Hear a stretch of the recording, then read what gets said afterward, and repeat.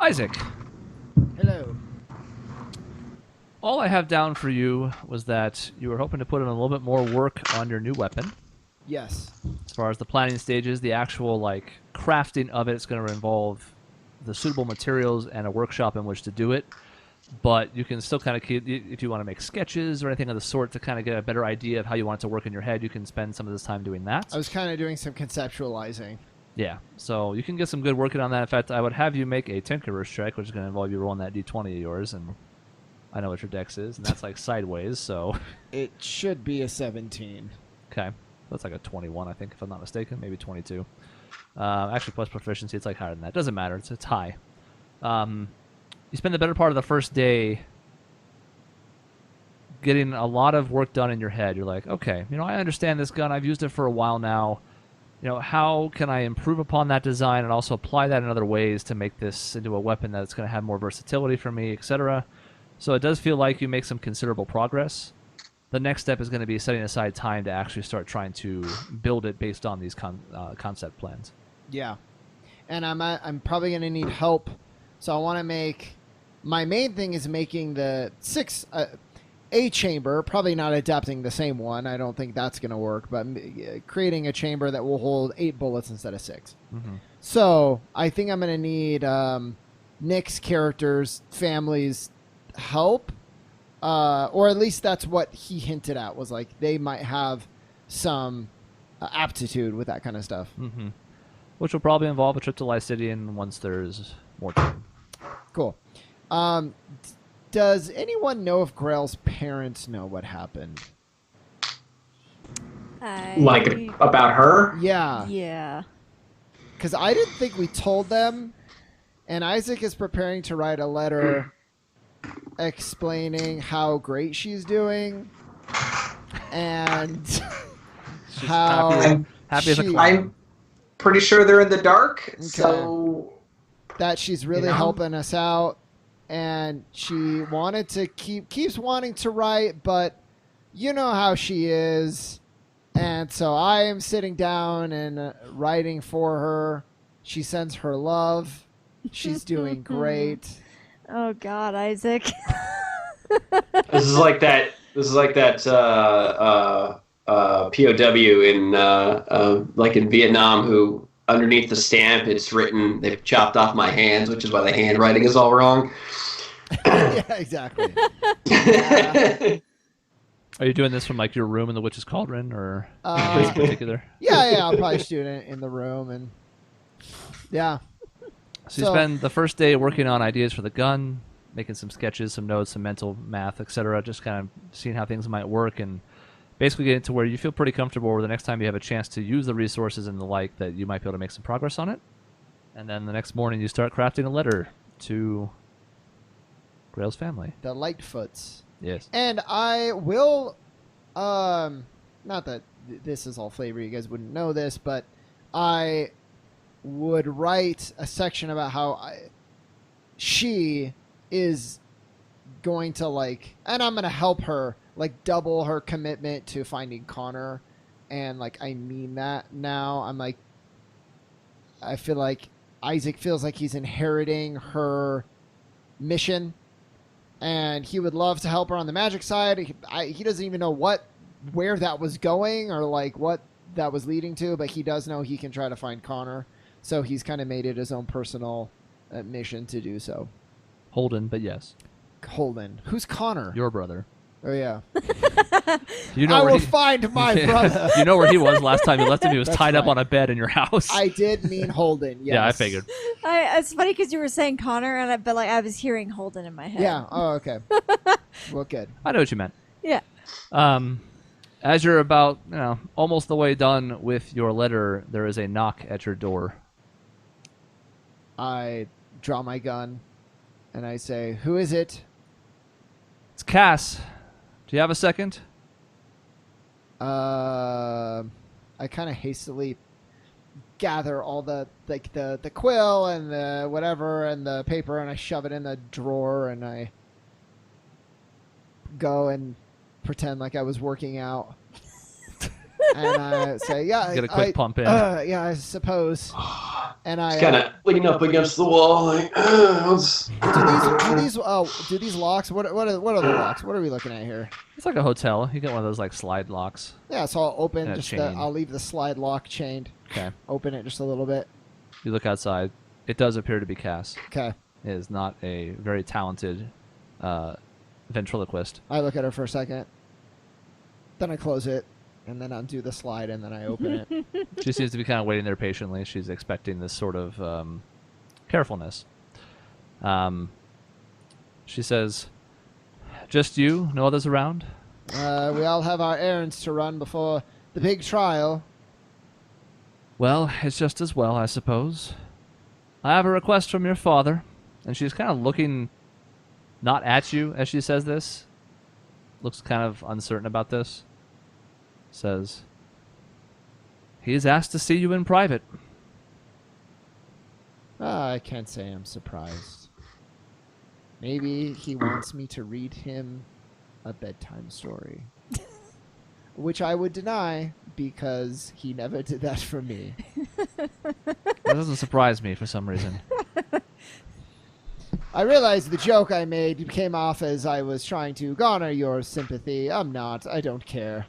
Let's go. Let's go see what he has to say. You're sure about this, then? Oh. Not that I don't think you're going to be in danger or anything. I just... we're so close at this point. I don't know what he might have up his sleeves.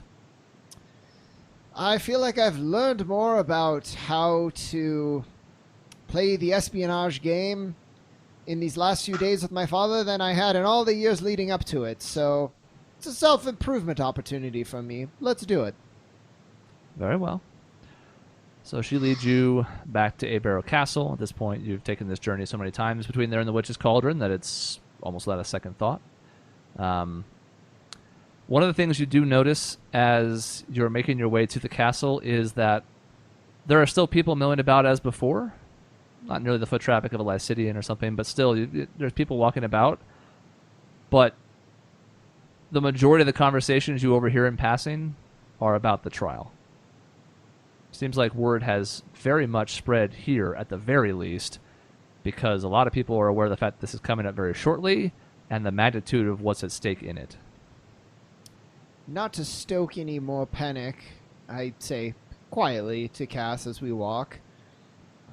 And I don't think he would do this, but would it be prudent to maybe evacuate the surrounding area on the day of the trial? I know my father's capable of some nasty magic.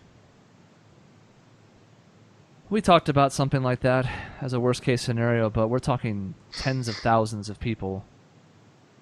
To transport that many people is a pretty hefty undertaking.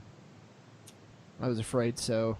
Our It's main not very realistic, but it worries me that he could even use it as leverage. Concerns me. It is possible. We also had to come to grips with the fact that a lot of the nobles would probably be too stubborn to leave. They're very used to their posh lifestyle, and the idea of slumming it out in camps or something temporary wouldn't really appeal to them, nor would they think that there's that much danger. It's an official trial, after all. What could go wrong? They don't quite see it the way we do. I understand. It's hard. How do you plan for... I mean, the Monocannon is one thing, and it's terrible. But he's a walking weapon himself, and what can you do to plan for that? We've been beefing up security. We have a pretty good plan in place for the trial, I think. But to your point, I think the best we can do is expect the unexpected. And while we can't plan for anything in particular, because Lord only knows what he'll do, at the very least we can be on our guard to respond to whatever happens. Hopefully nothing, but I'm not so naive that I think this is going to go off without a hitch. Yeah, I think he has something up his sleeve, but it's good to hear that we're planning at least for what we can. And you guys make your way through the familiar rounded corridors of the interior of Abarrow Castle, and eventually you get to the exterior of the room with the anti-magic field. She kind of looks at you, and Cass says, All right. Well, I wish you luck in there. I don't have any idea what he wants to talk about. He wouldn't say. Just requested your presence in that very aloof manner of his. But I'll give you a half an hour, and then I'm going to come in, if you haven't come out already. I don't think we'll need that long, but I appreciate the sentiment. She nods, and she motions for the guards at the door to step aside. They, of course, do, because she runs this shit. And they open the door to the inside. The interior of this room is still relatively basic. There is now a light source, where there wasn't originally when you first moved him in here. The bed is still basic, but at least has a couple of extra layers on it now, like an extra sheet and stuff. It looks like they've made him a little bit more comfortable. He's not by any means living the high life, but, you know, knowing that he was going to be there for a couple of weeks, it seems like since you first brought him in here, they've made at least a few additions to keep him there long term. And on the bed, sort of looking expectantly towards the door as it opens and you step inside, you see a somewhat strange sight, which is to say a bearded Faust Dryden, long as you can remember, always meticulously clean-shaven, not so much as 5 o'clock shadow. But in here, and without any magic apparently at his disposal, it seems as though he's got, you know, a couple weeks of growth there. Wow. Had I known that this would be the way to meet with you so frequently, I would have said you should have gotten arrested years ago. Think of all the time we missed out on together. It's true. Closest we've ever been. Yeah, no, I was being sarcastic. What do you want? No pleasantries, then. I have had very little human contact. I thought perhaps we could catch up. You could tell me what life is like on the outside world. Yeah, no, that was, well, I don't know what made you think that. You know, you really are very smart sometimes, except in times like this. I can't believe. Yeah, no, pleasantries, not here. What do you need? Is there anything else I can do for you? Do you have any other requests? Would you like some books? Maybe I could sing you a song. Another pillow wouldn't hurt. See what I can do. Have you heard from your friend? The one who slipped dimensions from us? No. Yes, that's the one. I certainly have not. Hmm. And in case it wasn't clear, I get a little testier, actually. The facade drops a bit when I'm talking about Grail. Mm-hmm. He says, well, I told you that perhaps she could be anywhere. But if you haven't heard from her in this amount of time, there's a good chance she's not on this plane at all anymore. I like to think, though it were possible, she could have been put somewhere else on this continent, that if that had been the case, you would have heard from her. Do you like to think that? Really? Am I supposed to believe that you have some sort of investment towards the safety of Grail? Not so much the girl. Though I don't really care what happens to her. I'm not rooting against her. But you seem to have taken a liking to her, and she seemed useful to you, so sure, let's say that I do care a little bit. Would that be so strange? It's never really been an issue of my lack of caring, has it? It's always been misdirected, according to you, right? Yeah, misdirected at not anyone in your family, really. I mean, your name, of course, is a priority. So you can't have Connor being an idiot, not for his sake, but because it drags down the name. Well, you know, appearances to keep up and all that, but I don't know, I thought the information might be useful. It doesn't help you. I don't know what means you had to track her down, but I think you can safely rule out that she's anywhere on this particular plane. How does that help? Do you have a way of exploring other planes of existence? I don't. Sometimes I wish I did. Would have been a lot easier to get away if I had, you know. I suppose so. You know, I wrote a letter to her parents today saying that she's fine because I didn't have the heart to say she's gone, and I wouldn't tell this to the rest of our group, but you're a realist, probably dead. And I couldn't do it. So I said she's doing great, and I turned my attention to the one thing I maybe can have some success with, and that's finding her brother. It's gotten into some trouble. My point is, if you actually have any clue, any of the research that you've done to help me in this direction, to actually finding her, it might be the first work you've done to actually repairing whatever this is between us. Kind of looks down for a second. What do you remember of your mother? Not a lot, right? Pretty much jack squat, other than the fact that trying to think of these memories gives you a splitting headache. I kind of avoid it. It's unpleasant for me. Not much. When you were younger, you always used to ask me where she had gone off to. And much like you've done with the young lady and her parents, I lied to you when you were younger. Because the truth is, I'm not certain myself. But I do know that whatever happened to her, she's not on this plane anymore either. Now, I've spent a lot of time trying to figure out how to use my considerable magical ability to track her down myself, with limited success. I do know that the means exist. I've not yet been able to find a way to do it myself, but I know it is possible. All my research tells me that there are others who have made the journey as well. I don't have anything in the way of how to do it. I wish I did. In some ways, it would make things more simple.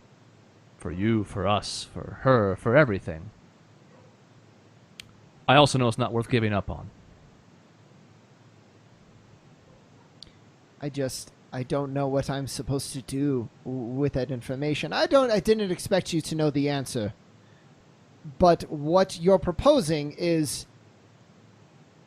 that this future where we're working shoulder to shoulder to figure out where Mother is and where Grail went to. How could I ever do that when I can't trust you with anything? Oh, I wouldn't expect you to. You're not a fool. Nor would I want to work by your side either. You're far too impulsive. Probably screw something up on the other plane. Maybe I would too. Hell, I don't know. Having not experienced it myself, I don't know what type of situation that would entail. I just know that Yvette would have wanted me to keep looking, and so I have. And I think Grail would have wanted you to keep looking, and so you should. You're going to find that there are not always simple answers to things in life, that they're often much more complicated than you think they are. I think you've already experienced that to some extent. Yeah, I don't know if you heard, there's a trial coming up. I have noticed that the days are growing short on that, yes. But I still would encourage you to keep looking. There is a way to find her. Both of them. And what would I do if I found them? I'm too impulsive, remember? Although I think you might be miscategorizing that. Brash, for sure, and I know that, and Tessian has quickly pointed that out to me on a few occasions. Many occasions. But I think, to some extent, you're miscategorizing. I think impulsiveness to you is what I would say is passion, love, caring, empathy. And I wouldn't expect you to understand any of those. So again, we are at a fundamental impasse regarding their futures. I will keep looking. And I hope that if you can help, you will. I hope there's more to you than I think there is. I'm holding out hope. Let me tell you, I'm the only one. Says, I think you're wrong. I think I fully understand that you can be impulsive and brash, and also very compassionate. You don't remember anything of your mother, but what of your younger sister in the alleyway?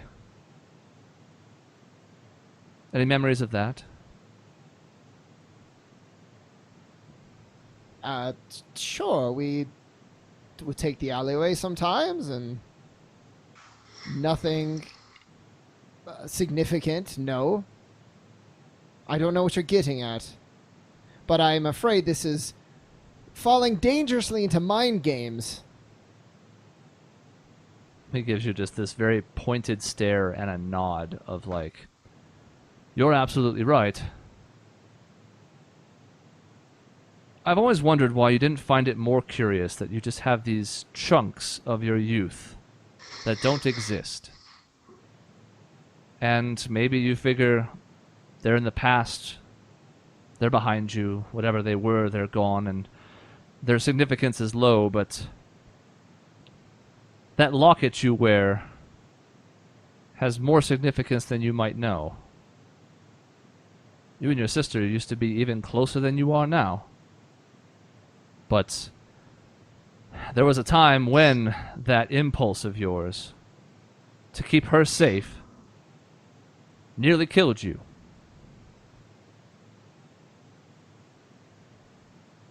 And he's kind of just intently looking at you as he says this to see if he's getting any read off of this. And I'm assuming he doesn't, right? Like you can make a history check. I rolled under 10, so it can't be that good. You don't recall anything about this specific incident. The only thing you do remember that sort of rings true about this is that you can tell that your relationship had changed at that time, or at least shortly thereafter, that while you have no idea what happened, something did, because there was always this little bit of hesitancy in Cora's eyes when she looked at you afterwards. And that while this cherished locket of hers is always a memory of your time together, that there is this gap, and afterwards something did appear to have changed. You did something. You turned her against me. That's what I assumed, and that's what I know. I know that you're the bad guy here, and Uncle was the hero. And it's very clear, and it's black and white. It's simple, and you're trying to mess with that now. I would lift the veil on you if I could, but in here, well, my abilities are squelched. How convenient that you can't give me the truth unless I get you out of here.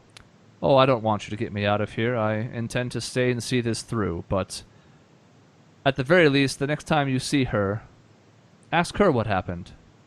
You can trust her, right? Why can't you tell me? I can if you wish, but you don't seem inclined to believe anything I tell you anyways, but... No, I'd love to hear the fiction, and then the more information I have from you, when I hear it from her, I can poke holes in it. Sure.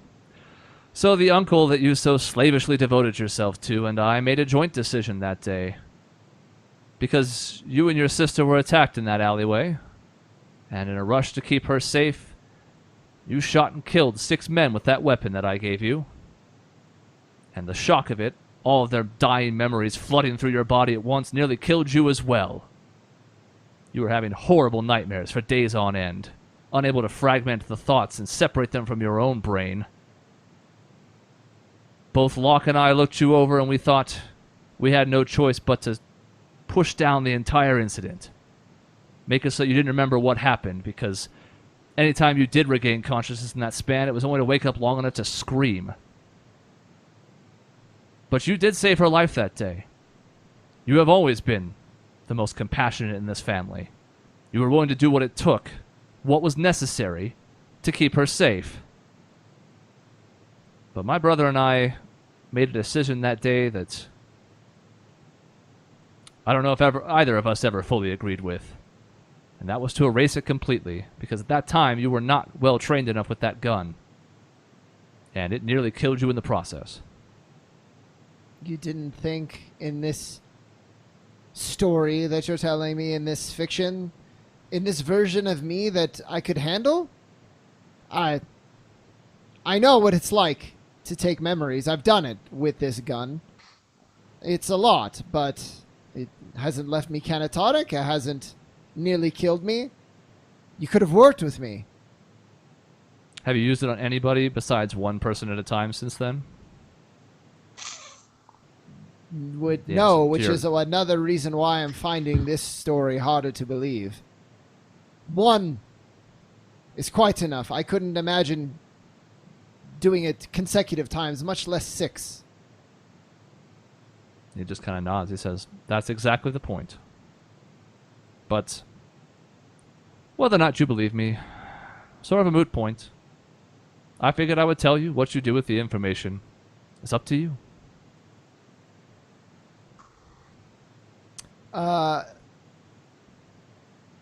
His head hurts. Isaac's head hurts, and he's getting frustrated. Mm-hmm. Oh.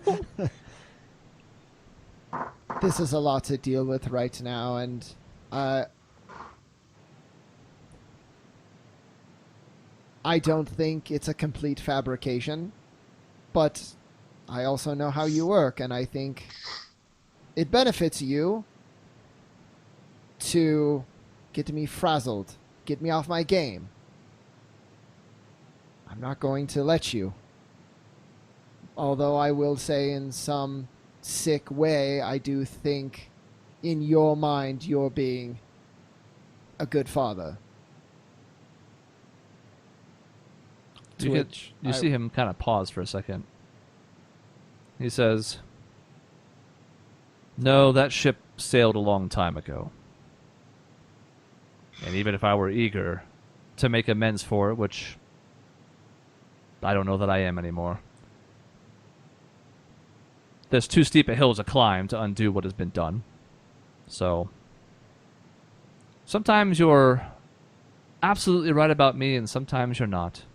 I want you on your A game tomorrow. I really do.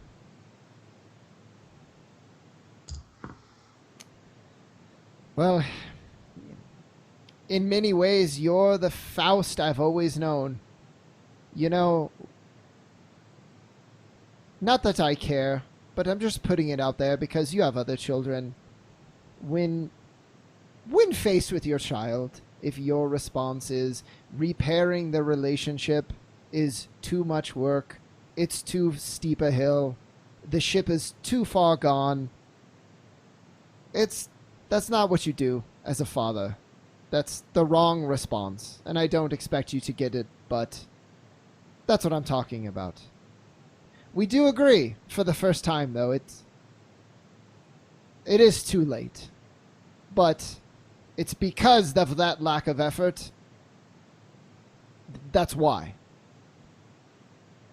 Well, you can question my effort if you so wish, but considering I only may have a day or two left at my disposal, not sure what I could do with that time. Yeah, we both know that's not going to be the case. We'll do our best, but I'm sure you have some kind of machinations or plans or, if nothing else, sheer power. It's not going to go that simply. But keep giving yourself excuses to maintain your singular focus on whatever mission it is that you have, and myself and my group will do our best to stop you. I do think the trial will work out nicely, yes, but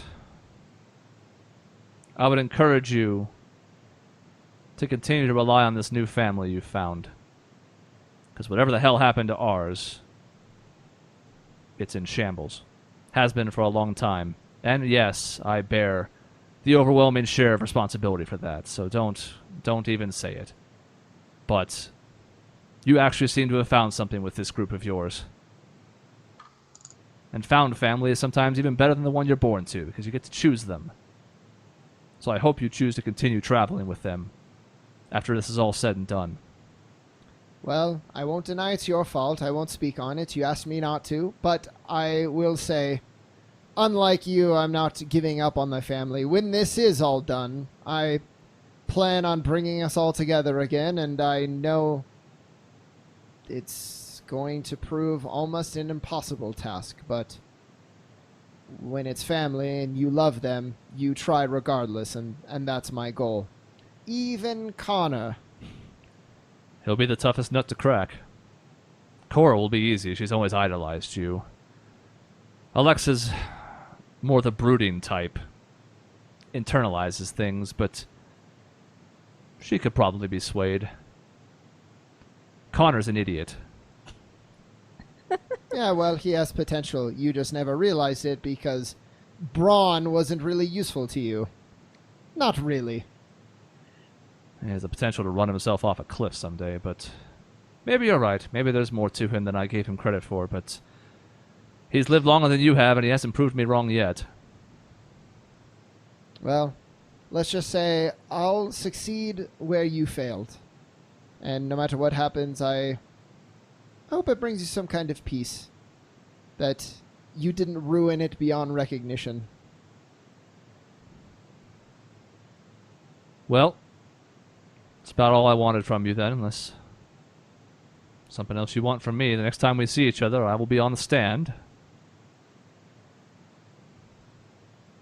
I'm fine. You called me here. If you have nothing else, then I guess I'll see you is it tomorrow? Yes, because this is the second day for you, so yes. I'll see you tomorrow. Hopefully, tonight you'll ruminate on what I said a little bit. History doesn't often write about the good father, but I think you'd find it a little more self-fulfilling. What do I know? What do I know, though?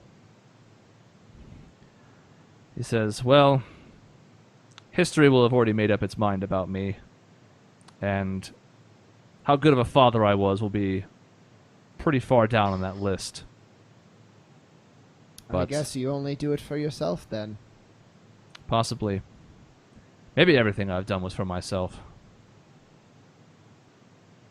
Well, it's not too late to change, but I know I'm getting preachy. I had the same talk with Connor.